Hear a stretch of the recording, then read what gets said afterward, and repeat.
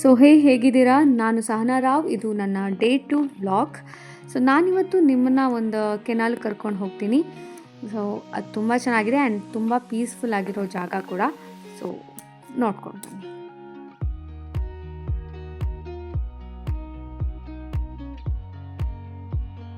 So ದಿನ ಇಲ್ಲಿ ನಾನು ವಾಕ್ ಹೋಗ್ತಾ ಇರ್ತೀನಿ. ಸೊ ವಾಕ್ ಹೋಗ್ಬೇಕಾದ್ರೆ ಇಲ್ಲೆರಡು ಹಕ್ಕಿ ಇರ್ತಾಯಿತ್ತು. ನಾನು ಇವ್ರಿಗೆ ಏನಾದರೂ ಹಾಕಬೇಕು ಅಂತ ಅನ್ನಿಸ್ದಾಗ ನನಗೆ ನೆನಪೇ ಆಗೋಲ್ಲ ಏನಾದರೂ ತಗೊಂಡು ಹೋಗಬೇಕು ಅಂತ. ಸೊ ಒಂದು ಫೈನ್ ಡೇ ಕರೆಕ್ಟಾಗಿ ನೆನಪು ಮಾಡಿಕೊಂಡು ಇದನ್ನು ತಗೊಂಡು ಹೋದೆ. ಸೊ ನನಗೆ ತುಂಬ ಖುಷಿ ಆಯಿತು, ಯಾಕಂದರೆ ಒಂದು ಹಕ್ಕಿ ಬಂತು, ತಿನ್ನೋದಕ್ಕೆ ಸ್ಟಾರ್ಟ್ ಮಾಡ್ತು. ಎರಡನೇದು ಡಿಸ್ಟೆನ್ಸಿಂದ ಅದನ್ನು ಅಬ್ಸರ್ವ್ ಮಾಡ್ತಾ it's came closer, started eating. So ನಾನು ತಗೊಂಡು ಬಂದಿರೋ ಎಲ್ಲನೂ ಖಾಲಿ ಆಗೋಯಿತು.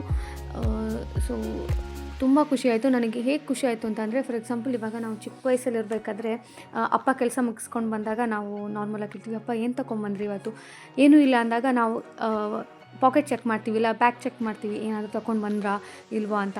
ಸೊ ಆ ನೆನಪು ನನಗೆ ಮತ್ತೆ ಬಂತು. ಸೊ ಎಸ್, ನನಗೆ ತುಂಬ ಖುಷಿ ಆಯಿತು ಇದನ್ನು ಇವ್ರಿಗೆ ಹಾಕಿ, ಆ್ಯಂಡ್ ಮೋಸ್ಟ್ ಪ್ರಾಬಬ್ಲಿ ಅವ್ರಿಗೂ ಖುಷಿಯಾಗಿರುತ್ತೆ. ಸೊ ಇವತ್ತು ನಾನು ನಿಮ್ಮ ಜೊತೆ ಒಂದು ಕರಿ ರೆಸಿಪಿನ ಶೇರ್ ಮಾಡ್ತಾಯಿದ್ದೀನಿ. ಸೊ ಈ ರೆಸಿಪೀಲಿ ನಾನು ಇದನ್ನು ಏರ್ ಫ್ರೈಯರ್ ಯೂಸ್ ಮಾಡಿಕೊಂಡು ಪನ್ನೀರನ್ನ ಮ್ಯಾರಿನೇಟ್ ಮಾಡ್ತಾ ಇರೋದು. ಸೊ ಹಾಗಾಗಿ ನಾನು ಈ ರೆಸಿಪಿನ ನಿಮಗೆ ಹೇಳ್ಕೊಡ್ತೀನಿ.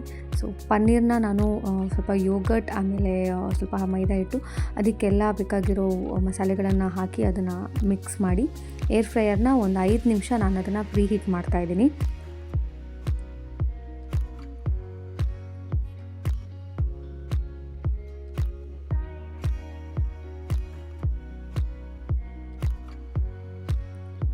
ಈ ಕಡೆ ನಾನು ಗ್ರೇವಿಗೆ ಏನೆಲ್ಲ ಬೇಕಾಗುತ್ತೆ ಅಲ್ವಾ, ಸೊ ಏನೆಲ್ಲ ನಾನು ಕಟ್ ಮಾಡಿ ಇಟ್ಕೊಂಡಿದ್ದೀನಿ, ಲೈಕ್ ಒಂದು ಈರುಳ್ಳಿ ಆಗಿರ್ಬೋದು, ಆಮೇಲೆ ಒಂದು ಟೊಮ್ಯಾಟೊ ಆಗಿರ್ಬೋದು, ಜಿಂಜರ್ ಗಾರ್ಲಿಕ್, ಅದನ್ನೆಲ್ಲನೂ ನಾನು ಫ್ರೈ ಮಾಡ್ತಾಯಿದ್ದೀನಿ.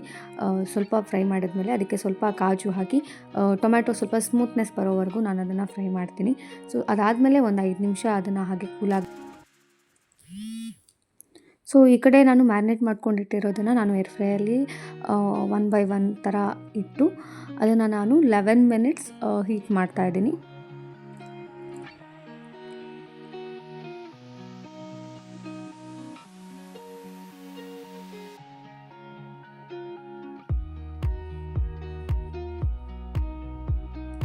ಸೊ 11 ಮಿನಿಟ್ಸ್ ಆದಮೇಲೆ ನಿಮ್ಮ ಪನ್ನೀರ್ ಟಿಕ್ಕಾ ಈ ಥರ ಬರುತ್ತೆ, ರೋಸ್ಟೆಡ್ ಆಗಿರುತ್ತೆ. ಸೊ ನೀವು ಆವಾಗ ಚೆಕ್ ಮಾಡ್ಬೋದು. ಇನ್ ಕೇಸ್ ಆಗಿಲ್ಲ ಅಂದರೆ ಸೇಮ್ 180 ಡಿಗ್ರೀಸಲ್ಲಿ 1 or 2 ಮಿನಿಟ್ಸ್ ಅದನ್ನು ಹೀಟ್ ಮಾಡ್ಬೋದು. ಸೊ ಇಲ್ಲಿ ಗ್ರೇವಿಗೆ ನಾನು ಎಲ್ಲ ಮಸಾಲೆನ ಹಾಕಿ ಅದನ್ನು ಸರಿಯಾಗಿ ಕುದಿಸ್ತಾ ಇದ್ದೀನಿ.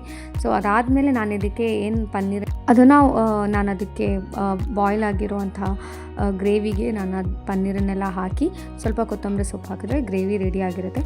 ಸೊ ಇದು ನನ್ನ ಡೇ 2 ವ್ಲಾಗ್, ಆ್ಯಂಡ್ ಹೀಗೆ ಸಪೋರ್ಟ್ ಮಾಡ್ತಾಯಿರಿ. ಇದು ನನ್ನ ಕತೆ ನಿಮ್ಮ ಜೊತೆ.